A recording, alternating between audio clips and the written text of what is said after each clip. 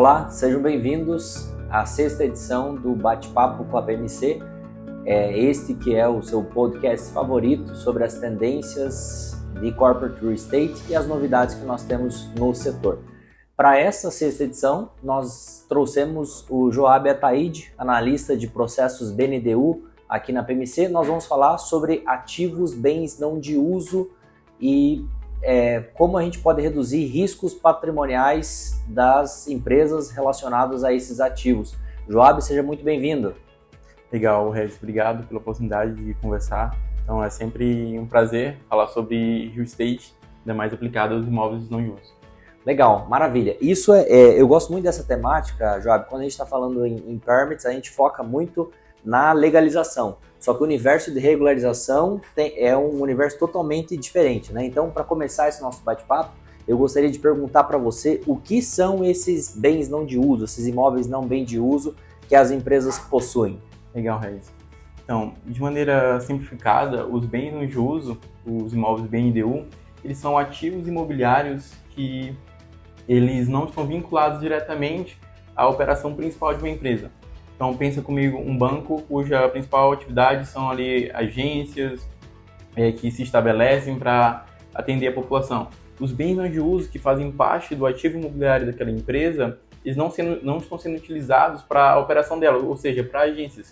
Então, toda vez que nós pensamos em imóveis BNDU, nós estamos pensando em imóveis que não estão sendo utilizados para o fim principal de organização daquela empresa.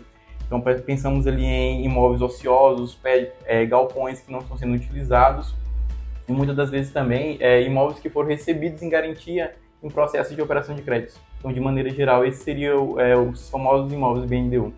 Legal. Então, resumidamente, são imóveis que a empresa não usa para aquela atividade fim dela, né? Justamente. E esses imóveis, como a gente falou ali no início, eles têm uma categoria totalmente diferente dos imóveis que as empresas utilizam para operar no dia a dia, né? Conta para nós quais são os principais desafios que as empresas possuem na hora de gerenciar esses ativos não de uso, Joab. Perfeito. Eu elencaria dois principais desafios, Regis. O primeiro é a dificuldade de centralizar a quantidade de imóveis que as empresas recebem. Hoje, a carteira de imóveis BNDU da empresa, ela nem sempre consegue controlar. Por quê? Por serem imóveis retomados, eles não têm controle de quantidade de imóveis que eles vão receber durante a quantidade do ano. Então, eu percebo que a principal dificuldade dele é centralizar a recepção desses imóveis e o fim que eles vão serem destinados, porque ela não estava programada a recepção desses imóveis. Eles foram oriundos de situações que, além do controle daquela empresa, como eu te falei, eles receberam em garantia de crédito, às vezes quando o devedor não quitou a dívida na alienação de um apartamento, eles deixaram de utilizar aquele imóvel e virou um bem não de uso. Então, esse é o principal desafio que as empresas enfrentam. E o segundo desafio é do gerenciamento, porque apesar de ser um bem não de uso, esse bem ele continua sendo tributado. Sim. Então, o imóvel municipal ele continua sendo cobrado IPTU. Se o bem não de uso é um apartamento, o condomínio continua cobrando a taxa de condomínio daquele bem. Então, a partir do momento que esse bem é retomado, né, se ele for dado em garantia, né, que eu acho que é a maior parte dos ativos não bem de uso, embora tenha também, por exemplo, uma ação de fusão, né, a empresa foi fusionada ali, e aí as empresas conciliaram as operações e uma delas, por exemplo, não tem mais interesse naqueles imóveis que eram do outro CNPJ e esses bens passam a ser uns ativos não utilizados, né? É importante que o que você falou, né, que a partir do momento que isso é transferido para aquela empresa, ela é responsável pela manutenção do ativo, seja, né, uma manutenção de facilities do dia a dia, ou seja, uma obra de melhoria. Claro, se ele estiver em desuso, ele tende ao imóvel se deteriorar de acordo com o tempo, mas a parte física do imóvel talvez seja a mais visual, mais aparente, mas tem toda uma questão tributária que, se não prestar atenção, você diria que é um grande problema. Ela vai se tornando uma bola de neve, porque eu vi inúmeros casos de disputas judiciais começarem com cobranças pequenas. Então, o imóvel ele chegou para a carteira do cliente com uma cobrança pequena, mas que o cliente, naquele momento, ele não deu a devida atenção, e isso ao longo do tempo se tornou uma bola de neve, tanto tributária quanto fiscal, junto aos órgãos reguladores, e uma consultoria, ela prevê ela antecede a solução desse problema, justamente para evitar com o passar dos tempos,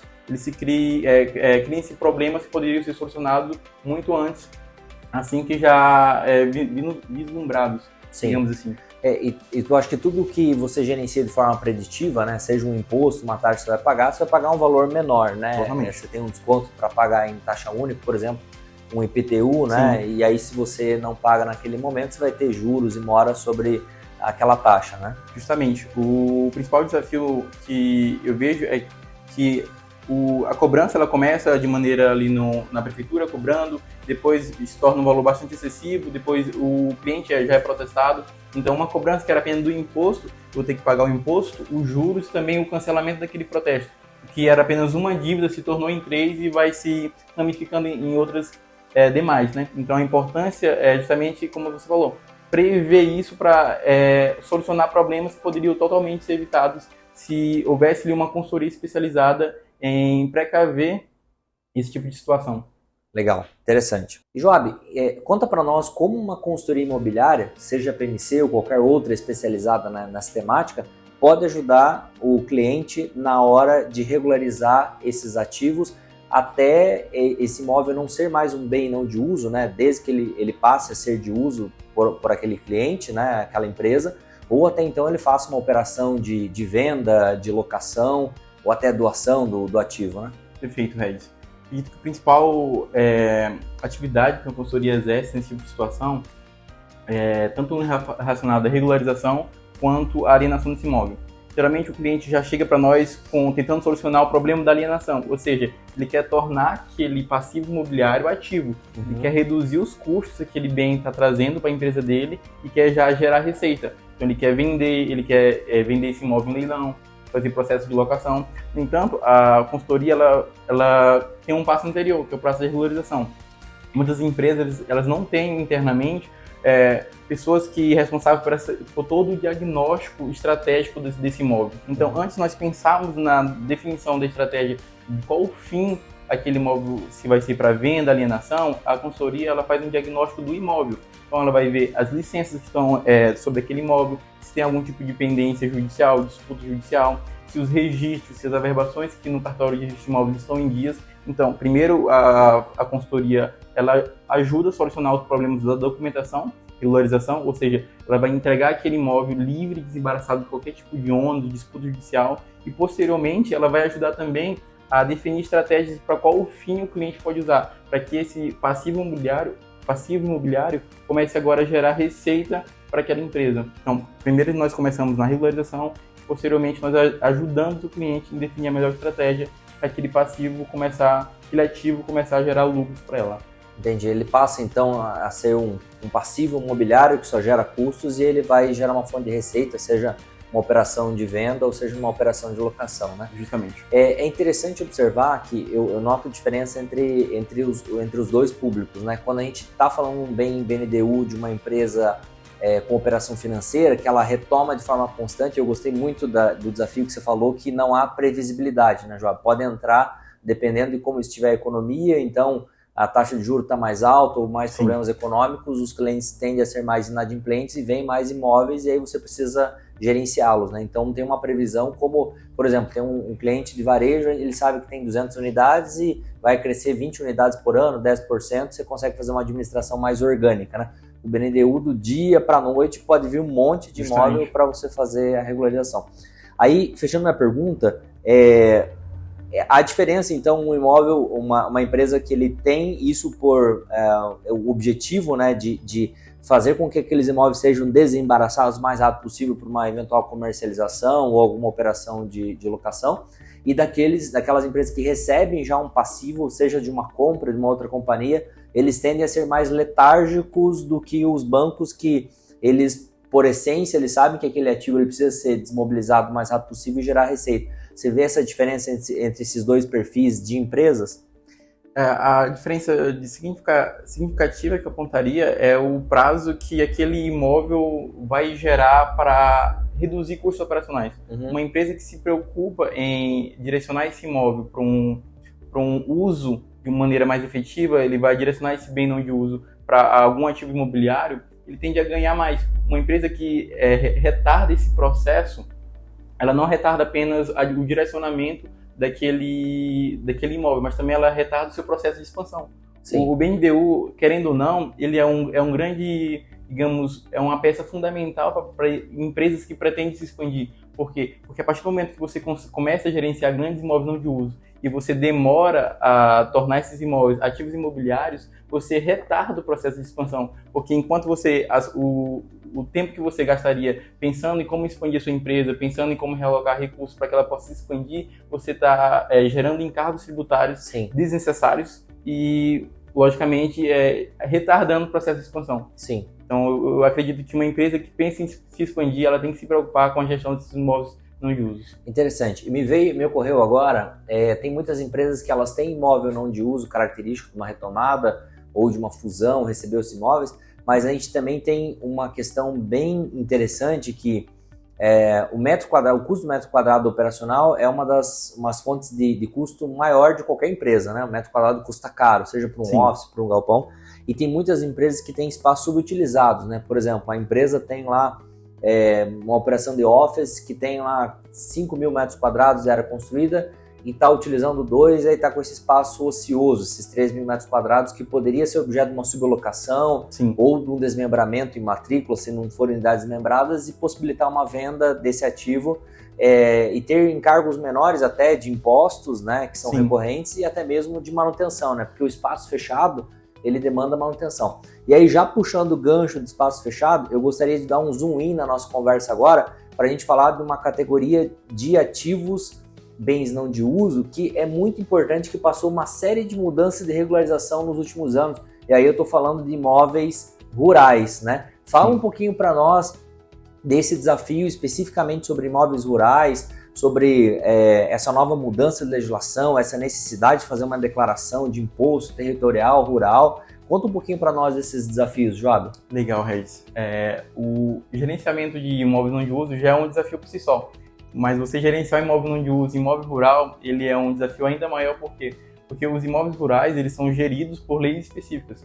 Então, pensa ali, o IPTU é um imposto municipal, cobrado pelo município e arrecadado por ele. Já quando se trata de imóveis rurais, nós estamos falando de um imposto federal, o ITR, Imposto Territorial Rural. E por que se preocupar um pouco mais também com imóveis rurais? O grande segredo das declarações relacionadas a imóveis rurais é porque as empresas elas não se atentam, às vezes, da maneira específica às peculiaridades do processo de regularização de imóveis rurais. Por quê? O primeiro desafio delas é prazos. Por exemplo, a partir de 1º de janeiro de cada ano, já começa a contar o prazo para as empresas declararem os impostos dos seus imóveis rurais. Então, o primeiro desafio, como eu falei, é o gerenciamento de prazos. Uma consultoria, ela gerencia não só imóveis, mas também os prazos que recaem sobre aquele imóvel. Então, pensando em imóvel rural, inclusive no mês de janeiro foi o mês que nós aqui na PMC já começamos a declarar os impostos, fazer a DITR, que é a declaração de imposto sobre propriedade territorial rural dos nossos clientes. Pensando no quê? Geralmente o prazo vai ali, sai por instrução normativa, mas entre agosto e setembro finaliza o prazo para o cliente fazer essa declaração. Quais são as duas consequências do cliente não fazer isso? O primeiro é recair multa caso o cliente não declare. Então, isso é um impeditivo muito grande para o banco e multa tanto pela não entrega da declaração ou pela entrega atrasada. Então, pensar em uma consultoria fazer esse gerenciamento de prazos para quando chegue no prazo que a Receita permite para nos declarar, nós termos todos os imóveis já declarados. Sim. E isso já acelera um processo de regulação enorme, né? Legal. Você está trazendo à tona um risco muito importante, que é um risco fiscal, né? Sim. Além de regularização, deixar o ativo pronto para uma comercialização ou locação, né? O rural tende a ser mais venda, né? Tem também na conta risco ambiental, né? Eu quero abrir um parênteses rapidamente. A gente pegou um cliente uma determinada época, né? Certa vez que ele tinha 2 fazendas e quando a gente foi fazer o georreferenciamento, foi fazer a divisa, pegar a assinatura de confrontantes, os nossos técnicos locais foram até essas fazendas, ficam na região centro-oeste, e elas estavam invadidas por grileiro. E ocorre que aquelas fazendas estavam ali ocupadas em poceiros há mais de 15 anos. Né? Então, quanto mais tempo você deixa ali, mais riscos você tem de uma invasão, né, de poceiro, grileiros.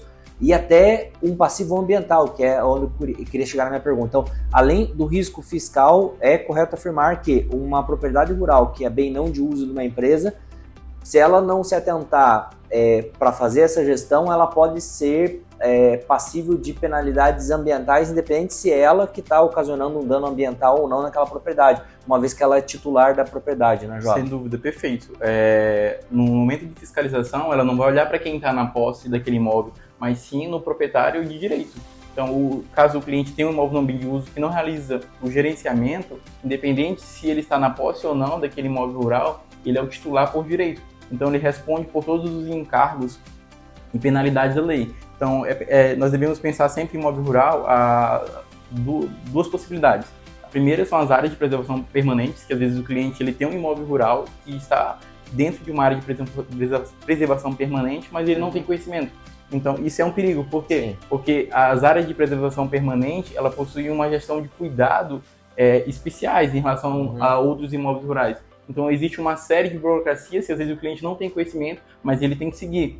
E a segunda também é casos em que o cliente possui imóveis rurais em terras indígenas. Então, esse é um grande desafio, por quê? Porque as terras indígenas também têm todo um rigor da lei específicas para proteger aquelas terras, que às vezes o cliente recebeu ela em algum processo de retomada, de liquidez, de operação de crédito, e ele precisa ter um cuidado diferente em imóvel rural. Então, a declaração, e no momento da declaração eu preciso fornecer essas informações para a Receita Federal, se aquela área, quanto é aquela área, se aquela área tem algum tipo de construção, para evitar justamente, porque quando chega na Receita, a Receita identifica algum tipo de problema. Então, eu penso que aqui na PMC nós fazemos também um processo de cuidado para que quando chegue a declaração na Receita, ela chegue livre de qualquer tipo de embaraço, tanto ambiental quanto de terras indígenas, e garantir que o cliente não tenha nenhum tipo de problema fiscal, ambiental e controle relacionado a terras indígenas também. Interessante. Então, a gente está falando sobre a APP e a gente é submisso também, quando os imóveis são de objeto de interesse de domínio indígena ali, INCRA, né? Que é o órgão responsável. Justamente.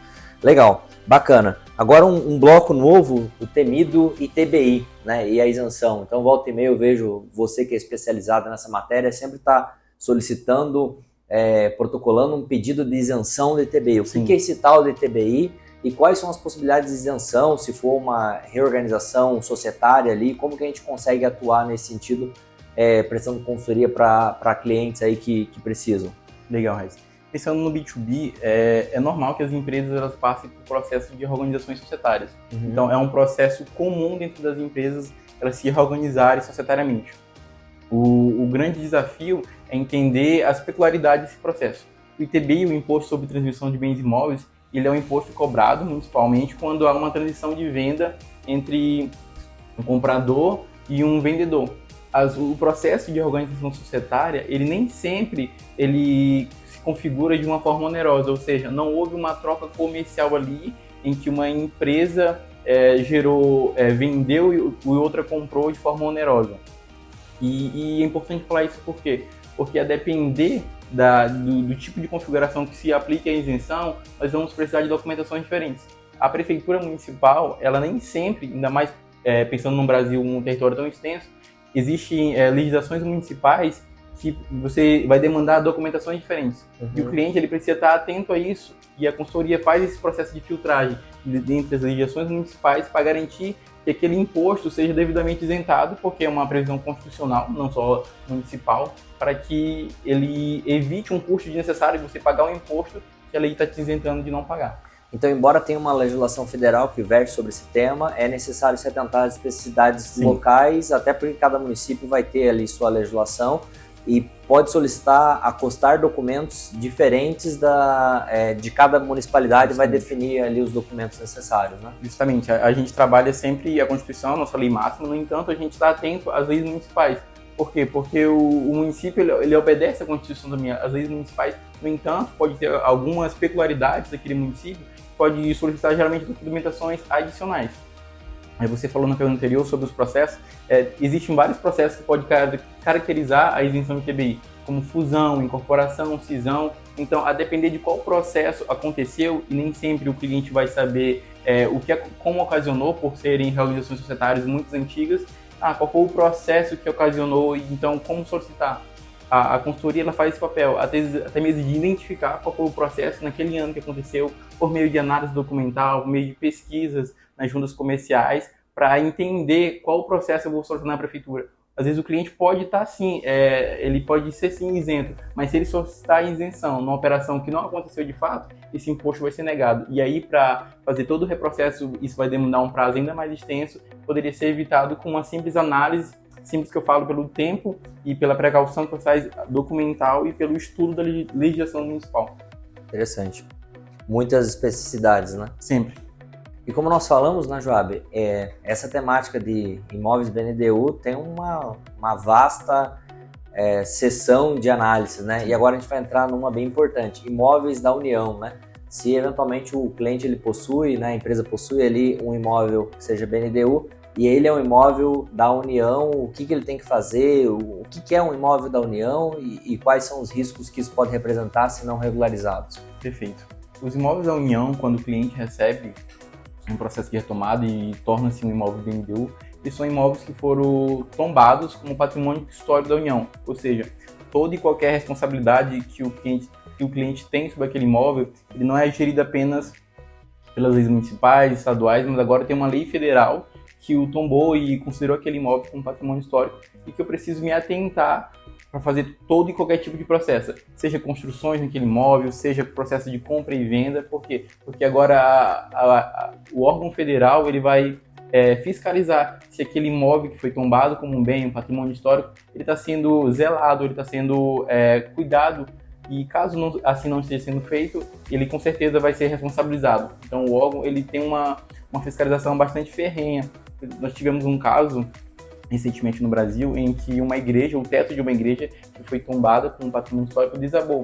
E tempos depois, abertos processos, verificamos que o órgão fazia fiscalizações semanais. Ou seja, é interessante pensar nisso porque o cliente ele não tem, às vezes, noção que o órgão ele fiscaliza tão de perto aqueles imóveis que foram tombados como patrimônio histórico. Ou seja, tinha uma fiscalização semanal ocorrendo ali e inúmeros pareceres que o órgão já tinha efetuado para manutenção daquele prédio, manutenção daquela igreja fosse feita e eles não foi devidamente atendida, o que infelizmente ocasionou a queda ali daquele teto. Então, pensar em imóveis da União é pensar que um órgão está fiscalizando e eu tenho regras a ser cumpridas, tanto de manutenção, fiscalização e toda de juntada documental para que aquele prédio esteja livre de qualquer tipo de ônus. Legal. E esses imóveis SPU, né, que geralmente são aqueles imóveis costeiros que são objeto de interesse da Marinha, mas não se restringe apenas, inclusive se quiser abrir outras seções de imóveis dessa categoria, o que é exatamente quando o imóvel ele é um imóvel assim, SPU? Legal. A Secretaria de Patrimônio Histórico da União, que é a SPU, a popularmente conhecida, ela tem, como você falou, os imóveis da Marinha, que os imóveis costeiros são considerados imóveis da União, mas ela também ela faz um tipo de fiscalização e de mapeamento de imóveis que tem um tipo de relevância cultural para aquela cidade ou para a cultura do Brasil. Então, pensar em igrejas que foram as primeiras igrejas do Brasil, geralmente elas são prédios históricos. Pensar no Maranhão, por exemplo, existe uma série de prédios que foram taxados, tombados como prédios históricos, que fazem parte de agências do banco que ao longo do tempo deixaram de ser.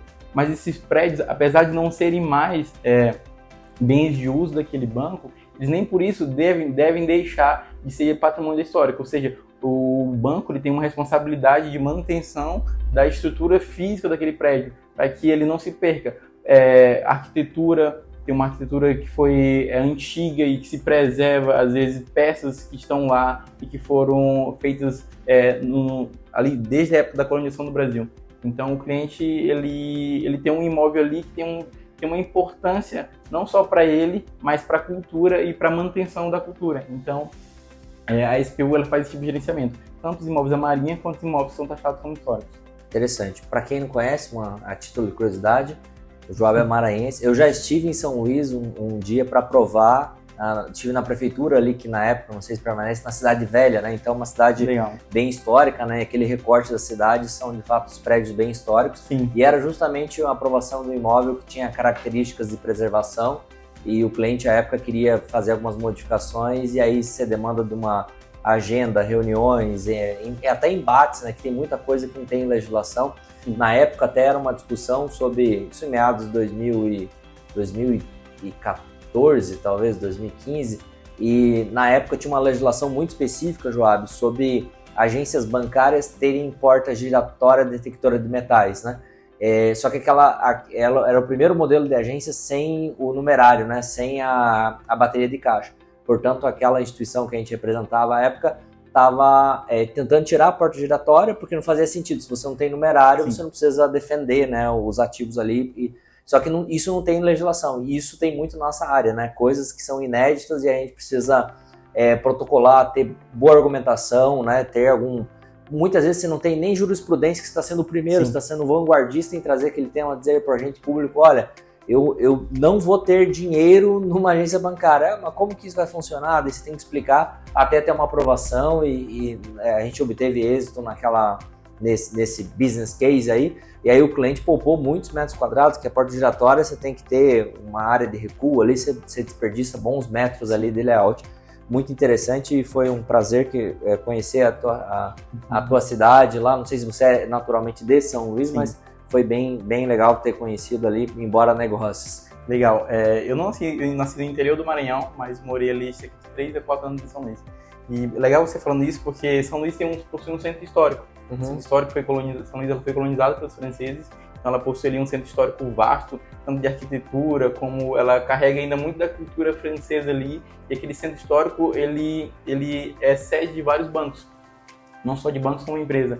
E é importante falar esse exemplo que você citou. Nós temos um caso bastante específico que aquele imóvel de um cliente nosso, aqui na PMC, que aquele imóvel não é taxado como patrimônio histórico, no entanto, ele fica ao redor de um imóvel que é tombado. E qual é a importância de nós nos atentarmos? Por quê? Porque tem legislações, falando em órgãos da SPU, que não protege apenas o imóvel que foi tombado como histórico, mas o entorno de tudo aquilo que precisa. Então, o cliente ele precisava fazer uma construção e nós estávamos todos fazendo um processo de aprovação junto à prefeitura, realizando a juntada documental, e nós nos atentamos que esse imóvel ele fazia parte de um entorno tombado. Ou seja, nós precisávamos também de autorização não só da prefeitura municipal da aprovação daquela construção, mas também do órgão federal, para evitar justamente que houvesse algum tipo de aplicação de multa, porque por mais que ele tenha sido aprovado pela prefeitura municipal, eu preciso também da aprovação do órgão da SPU, justamente para evitar esse litígio futuro. Porque, como eu te falei, é uma fiscalização semanal, às vezes mensal. Provavelmente, se nós não tivéssemos atentado, aquele imóvel o cliente também seria taxado. Excelente, excepcional.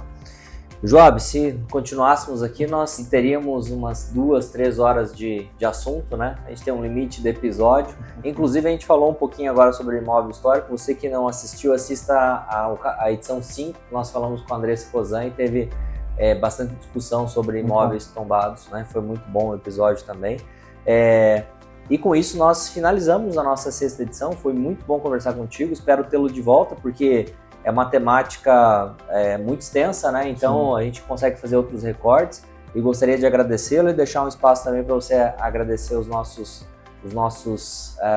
ouvintes. Legal, Regis. Obrigado pela oportunidade de conversar sobre imóveis de uso.